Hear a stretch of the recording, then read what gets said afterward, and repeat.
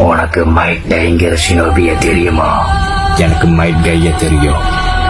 நாங்க 7 ninja swordsman நெஸ்ட்ல இருக்கும்போது எதிர்ச்சியா தான் அந்த மைக் டைய பார்த்தோம்.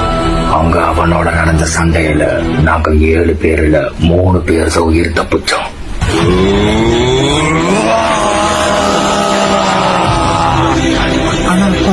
இது 8 இன்னர் ஃபார்மேஷன். இது ஒரு hinder jutsu. Over 8 inner formation.